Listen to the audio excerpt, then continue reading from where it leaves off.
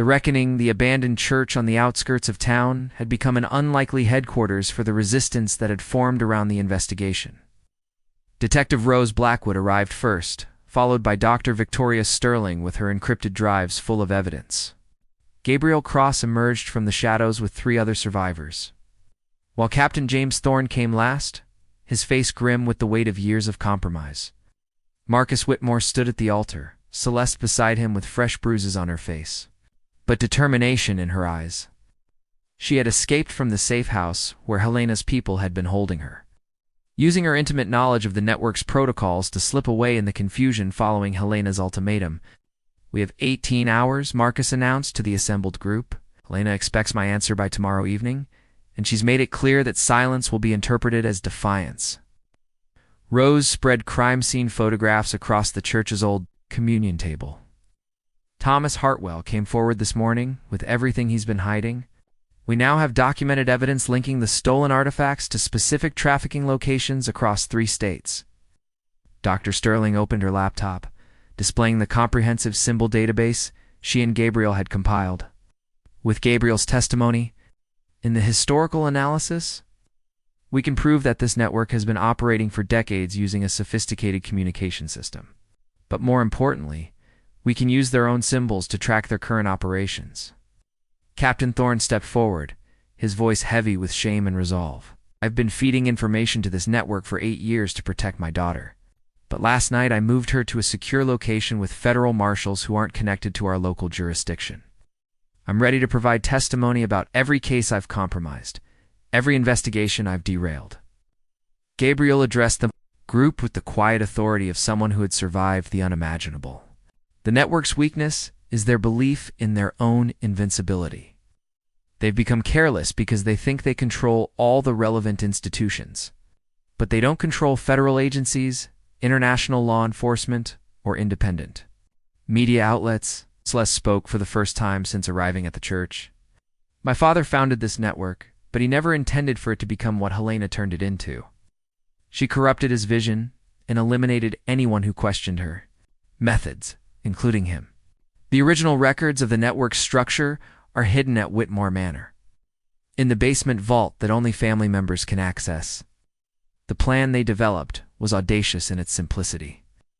Using Marcus as bait, they would draw Helena and the network's leadership to Whitmore Manor for what she believed would be his acceptance into the organization. Meanwhile, the survivors would document everything. Dr. Sterling would transmit evidence to federal authorities and international human rights organizations. And Captain Thorne would coordinate with honest law enforcement officers from outside the local jurisdiction. 24 hours later, Marcus stood in the same study where Helena had revealed her true nature. But now the room was equipped with hidden cameras and recording devices. Rose Blackwood and her federal contacts were positioned throughout the estate, while Gabriel and the other survivors monitored from safe locations. Helena arrived precisely on time, accompanied by Thomas Hartwell, who Marcus now realized had been playing a double game, pretending to cooperate with the network while actually gathering intelligence for the investigation. Behind them came a dozen individuals Marcus recognized from his social circle, prominent lawyers, city council members, business leaders, even his college roommate who had always seemed to have convenient connections. "I assume your decision is favorable, Helena," said, settling into the familiar armchair. "Your father's research can finally be put to rest, and you can take your proper place in the family legacy." Marcus activated the recording system with a concealed button. "Actually, Helena, I'd like to understand more about the family legacy. Before I commit, for instance, how exactly did my father die?" Helena's expression didn't change, but several of her companions shifted uncomfortably. "Your father had a weak heart, Marcus. The stress of his obsessive investigation simply became too much for him. The autopsy report lists heart failure, but Dr. Sterling found something interesting when she reviewed the toxicology results. Traces of a compound that causes cardiac arrest but breaks down quickly in the bloodstream. Very sophisticated, very untraceable unless you know what to look for." Now Helena's composure cracked slightly. "Marcus, you're venturing into dangerous territory." "No more dangerous than the territory my father was exploring." Marcus pulled out the genealogical charts. 12 family members, Helena, 12 disappearances. Over 60 years, all people who asked inconvenient questions or showed inconvenient moral qualms about the family business. The confrontation that followed revealed the full scope of the network's infiltration into legitimate society. Helena and her associates had corrupted entire institutions, created false identities for thousands of victims, and generated hundreds of millions of dollars in profit from human trafficking operations that spanned continents. But as Helena spoke, revealing details in her confidence that Marcus would ultimately join them or be silenced, every word was being transmitted to federal authorities, international law enforcement agencies, and journalists who had been investigating similar networks in other regions. The raid began at precisely midnight. Federal agents, accompanied by officers from multiple jurisdictions outside the network's influence, surrounded Whitmore Manor and dozens of other locations simultaneously. The survivors Gabriel had organized provided detailed maps of safe houses, transport routes, and key personnel. Helena's final words as she was led away in handcuffs were directed at Marcus. "You have no idea what you've destroyed." The network provided stability, order, control over chaos. Without us, the world will be far more dangerous. Gabriel, watching from the doorway, replied quietly, "The world was only dangerous because people like you made it that way." The aftermath took months to fully resolve. Over 300 people were arrested across multiple states and several countries. Hundreds of victims were freed from captivity and provided with support services. The symbol system was decoded and shared with law enforcement agencies worldwide, leading to the discovery of similar networks operating in other regions. Marcus donated the Whitmore estate to an organization supporting trafficking survivors, but kept the manor itself as a research center for studying and preventing organized exploitation. Celeste chose to work with Gabriel and other survivors, using her inside knowledge to help law enforcement identify and dismantle remaining cells of the network. Dr. Sterling published her research on how ancient communication systems had been adapted for modern criminal purposes, contributing to international efforts to prevent similar networks from developing. Detective Blackwood received commendations for her investigation and was promoted to head a new federal task force focused on institutional corruption in trafficking cases. Captain Thorne served a reduced sentence in exchange for his testimony, then dedicated his remaining years to training law enforcement officers to recognize signs of institutional compromise. Thomas Hartwell continued his legitimate art business, but also established a foundation that helped authenticate and return artifacts to communities affected by trafficking. On the anniversary of the investigation's conclusion, the survivors gathered at the church where they had planned their resistance. The building had been restored and now served as a community center for people recovering from various forms of exploitation and abuse. Gabriel addressed the small group. "We didn't just stop a criminal network. We proved that systems of power can be challenged and defeated when people choose courage over comfort, truth over convenience, and justice over personal safety. That's a victory worth celebrating."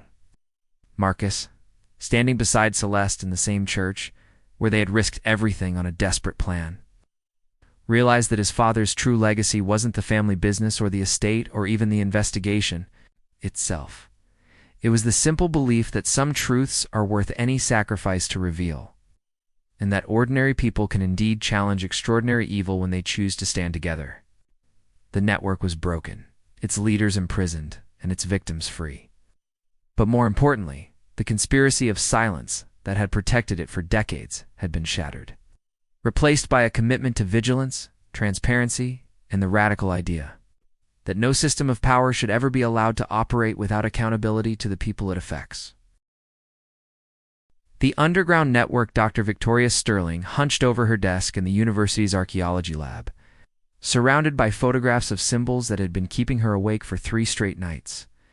The police detective who'd contacted her had been frustratingly vague about the investigation, but the images themselves told a story that made her stomach turn. These weren't ancient artifacts. They were a modern adaptation of symbols she'd encountered in her research on prehistoric trafficking routes. The knock on her lab door came at precisely midnight, just as she'd been warned it would. To find a man in his 30s, thin and nervous, with scars barely visible along his hairline, and the careful posture of someone who'd learned to make themselves invisible. "Dr. Sterling? I'm Gabriel Kraus. We spoke on the phone." She led him into the lab and locked the door behind them. Gabriel had contacted her through encrypted channels after somehow learning about her consultation with the police. Had been brief but compelling. "I survived the network you're investigating. I can help you understand what the symbols really mean." "How did you know I was working on this?" Victoria asked, offering him coffee from her ever-present pot. Gabriel declined with a shake of his head. "I have friends who monitor police databases for certain keywords. When your name appeared in connection with these symbols, they contacted me." He moved closer to her desk, studying the photographs with an expression that mixed recognition with revulsion. "I haven't seen some of these patterns in 5 years, but I remember every single one." Victoria had spent her career studying how ancient civilizations had used symbols to mark territory, trade routes, and social hierarchies. But Gabriel's explanation revealed a chilling modern application of these concepts. "The basic shapes indicate function," he said, pointing to a triangular marking with internal lines. "This one means safe house, a place where people are held temporarily. The number of internal lines tells you capacity. 3 lines means it can hold up to 30 people at once." He moved to another photograph, showing a circular symbol with radiating marks. "This is a transport hub. The radiating lines indicate how many routes pass through it. This particular marking means it's a major intersection. People come from at least 6 different directions." Victoria took careful notes as Gabriel continued his grim tutorial. The symbols weren't random, they formed a comprehensive communication. A system that allowed the network to operate across vast distances without traditional communication channels. Locations were marked, roles were designated, and even individual people could be classified using specific combinations of symbols. "How do you know all this?" she asked, though she suspected the answer would be difficult to hear. Quiet for a long moment, staring at a photograph of symbols carved into what appeared to be a wooden post. "Because I was property for 3 years. They marked me with these symbols to indicate my ... classification, where I could be moved." "What?" "I could be used for who had authority over me." He rolled up his sleeve, revealing faded tattoos that matched several of the symbols in the photographs. "When you're trying to survive in that world, you learn to read the language quickly. Your life depends on understanding what each marking means." The scope of what Gabriel described was staggering. The network operated like a shadow government, with its own laws, territories, and systems of exchange. Safe houses were hidden in plain sight, basement apartments in respectable neighborhoods, storage units in industrial complexes, even rooms in legitimate businesses whose owners had been compromised or coerced. The symbols evolved over time. Gabriel explained, "The people running this network studied historical examples of how information was transmitted in societies where literacy was limited.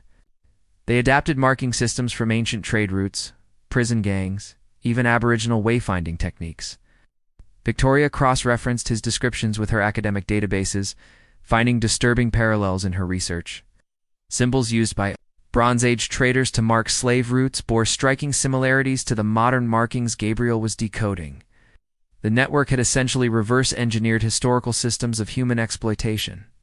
"The most dangerous part is how they recruit people within legitimate institutions," Gabriel continued. "Judges, police officers, social workers, doctors, anyone who might encounter victims or evidence gets approached carefully. They start with small favors, then gradually increase the pressure until the person is completely compromised," he showed. Her photographs on his encrypted phone images he'd taken during his years of freedom, documenting locations where he'd spotted the symbols, gas stations along major highways, apartment buildings in university districts, warehouses near shipping ports. The network had created a parallel infrastructure that existed alongside normal society. "How many people are we talking about?"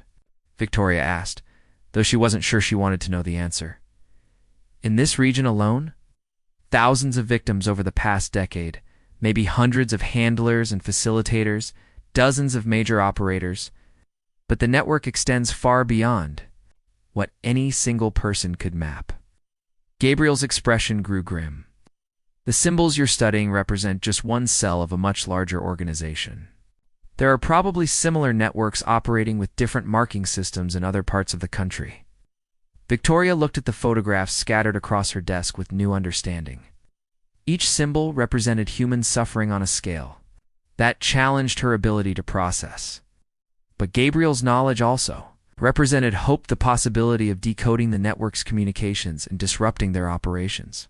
"I need to ask you something difficult," she said carefully.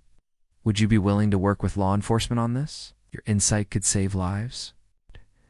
Gabriel considered the question for a long time. 5 years ago, I would have said no. Too dangerous, too many corrupt officials, too much risk of being pulled back into that world. But recently things have been changing. People are talking, sharing information, building connections outside the network's control. He met her eyes directly.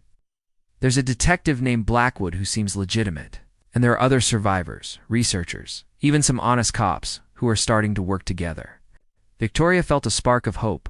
What would you need to feel safe enough to help? Protection for the other survivors who've been sharing information with me? Guarantee that our identities stay confidential until the network is completely dismantled? And most importantly, Gabriel's voice hardened. A promise that when this is over, every single person involved in running this operation faces consequences. Not just the low-level facilitators, but the people at the top who've been profiting from human misery for decades. As Gabriel prepared to leave, he handed Victoria an encrypted drive containing years of documentation, photographs, maps, testimonies from other survivors, and detailed analyses of how the symbol system had evolved over time. "One more thing. Doctor, the people who run this network aren't just criminals. They're true believers.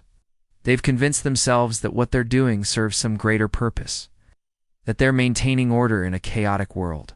That makes them more dangerous than ordinary criminals, because they'll never voluntarily stop. They have to be completely destroyed." The family connection. Marcus Whitmore sat in his father's study at 3 in the morning, surrounded by boxers of documents he'd finally worked up the courage to examine. Celeste had disappeared 2 days ago, leaving only a note that read, "Trust no one from your past." The cryptic warning had sent him digging deeper into his father's research, and what he'd discovered made his blood run cold. Buried beneath decades of financial records, he'd found his father's real investigation not just into missing persons, but into the Whitmore family itself.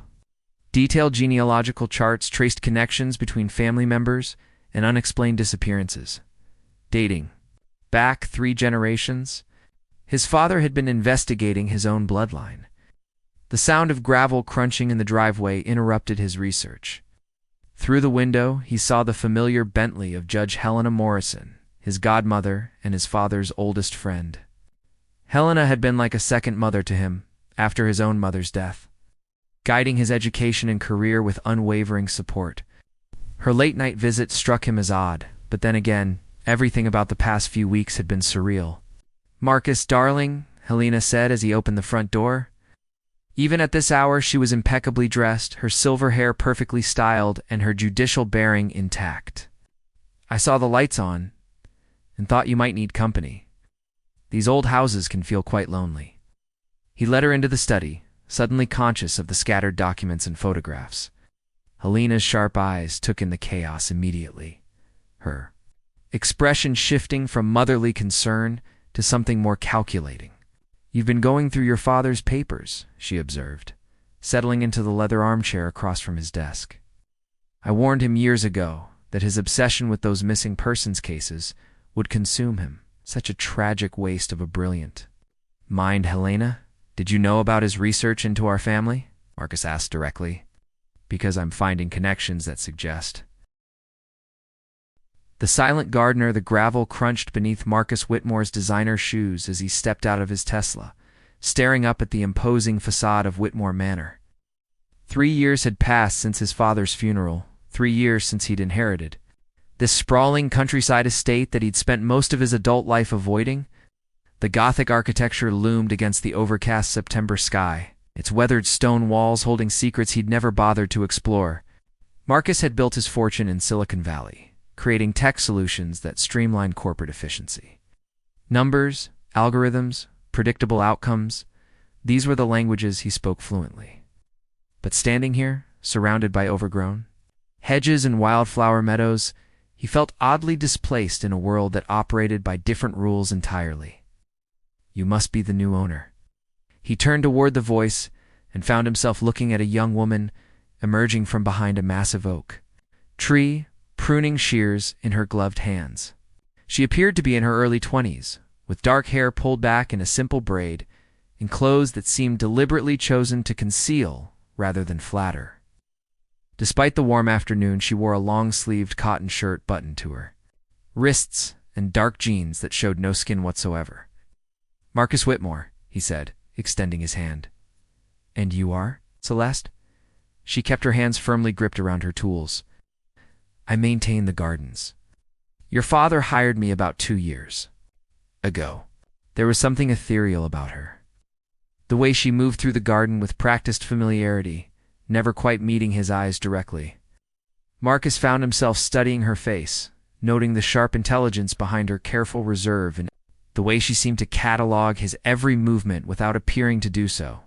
"The estate manager mentioned someone had been keeping the grounds," Marcus said. "I have to say, everything looks incredible. My father would have been pleased." A shadow crossed Celeste's features. He was a good man. He understood that some things need time and patience to grow properly. Over the following weeks, Marcus found himself drawn into conversations with Celeste during his morning walks around the property. She possessed an encyclopedic knowledge of every plant, every stone wall, every hidden corner of the estate. Yet whenever he asked personal questions about her background or family, she would deflect with gentle expertise, redirecting their discussions to the care of roses or the best timing for pruning fruit trees. The first storm of October arrived, with unexpected violence, turning the peaceful countryside into a battlefield of wind and rain. Marcus was reviewing financial reports in his father's study when he heard a crash from the garden. Through the rain-streaked windows, he could see a massive tree branch had fallen across the main pathway, blocking access to the greenhouse where Celeste kept her tools. Grabbing a flashlight and rain jacket, he hurried outside to find Celeste. Struggling to move the heavy branch, her thin frame no match for the waterlogged wood. She was soaked through, her usually neat appearance disheveled, and her movements desperate. "Let me help," Marcus called over the storm, dropping to his knees beside her. Together, they managed to shift the branch enough to clear the path. They worked. Celeste's sleeve caught on a sharp piece of bark, tearing the fabric from wrist to elbow. She gasped and immediately pressed her arms against her body, but not before Marcus glimpsed what lay beneath. Intricate symbols covered her forearm in what appeared to be tattoo ink, but the patterns were unlike anything he'd ever seen. Geometric designs intertwined with ancient-looking script, creating a complex map of markings that seemed to pulse with meaning in the flashlight's beam. "Please," Celeste whispered, her voice barely audible above the rain. "Don't look. You weren't supposed to see." But Marcus had already seen enough to trigger a memory that made his blood run cold. Rushing back into the house with Celeste trailing behind him, he pulled out his father's old filing cabinet's boxes he'd been meaning to sort through since inheriting the estate, buried beneath years of financial records and correspondence. He found what he was looking for, a thick folder marked Research Confidential.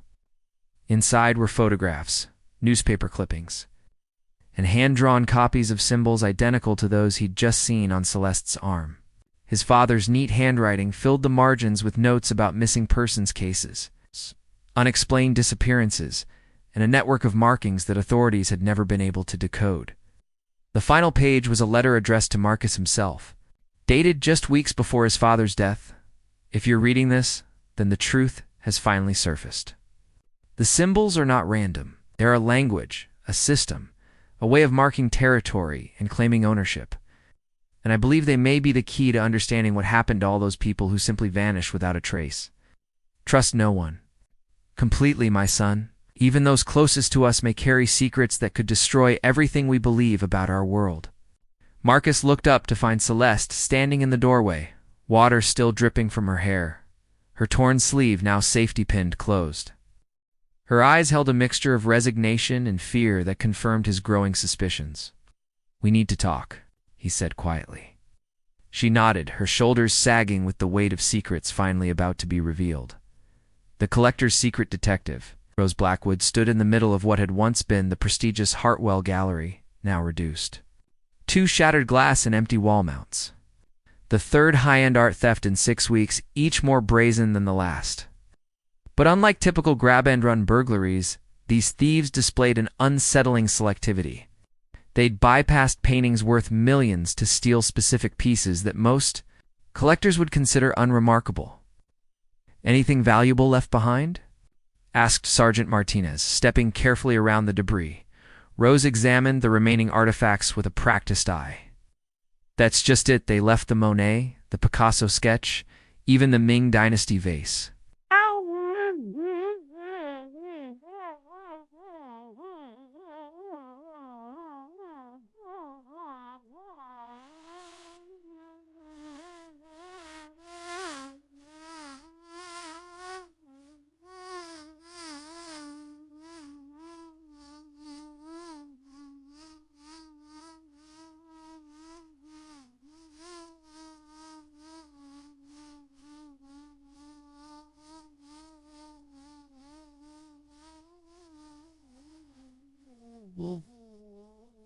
What? Tablets, a carved wooden mask, and some pottery fragments that the insurance company valued at maybe 10,000 total. Ow. What troubled her most was the pattern. Each stolen item bore similar markings, geometric symbols, and ancient script that seemed to follow a consistent visual language. She'd sent photographs to the university's archaeology department, but their responses had been frustratingly vague. The gallery's owner, Thomas Hartwell, arrived as the crime scene team finished their work. He was a distinguished man in his 50s, impeccably dressed despite being called from his bed at 3 a.m. His reputation in the art world was spotless: 30 years of ethical dealing, charitable donations, and scholarly contributions to museums worldwide. "Mr. Hartwell, I need to ask you about the specific pieces that were stolen," Rose said, pulling out her notebook. "Is there anything that connects them beyond their presence in your gallery?" Thomas adjusted his silver-rimmed glasses, his expression troubled. "Honestly, Detective, those pieces were part of a private collection I was researching for authentication. They'd been sitting in my storage room for months while I traced their provenance." "Who was the owner?" "An anonymous collector who contacted me through intermediaries. They claimed the pieces were family heirlooms, but something about the inquiry felt ... unusual." Thomas paused, choosing his words carefully. "The symbols on those artifacts matched others I'd encountered over the years. Always from nervous sellers, always with vague stories about inherited collections." Rose's instincts sharpened. "How many times have you seen these symbols?" "Perhaps a dozen times over the past decade. Different cities, but always the same markings. I began keeping records because the pattern seemed consistent to be coincidental." Thomas led her to his office, where he unlocked a filing cabinet and withdrew a thick folder. "I've been documenting every piece that's crossed my path bearing these symbols." Photographs inside made Rose's pulse quicken. Dozens of artifacts, all bearing variations of the same geometric patterns and scripts she'd been seeing at the crime scenes. But more disturbing were Thomas's note states, locations, and brief descriptions of the sellers that painted a troubling picture. "Most of the people who brought me these pieces seemed frightened," Thomas explained. "Young women, primarily, who claimed they needed money quickly. They'd accept whatever price I offered without negotiation, as if they were desperate to get rid of the items." Rose studied a photograph of a small clay tablet covered in symbols. "Did any of them explain where the pieces came from originally?" "They all gave similar stories: deceased relatives, estate clearances, found in old family storage, but their body language suggested otherwise. They seemed traumatized, like people trying to escape something rather than people settling an inheritance." Rose continued through the files. She noticed gaps in Thomas's records. Certain pages had been removed, and some photographs showed signs of tampering. When she pointed this out, Thomas's composure finally cracked. "Detective, there are things about this situation that I haven't told you. Things that could put people in danger if they became public knowledge." He locked the filing cabinet and turned to face her directly. 3 months ago, a young woman came to me with a piece identical to one stolen tonight.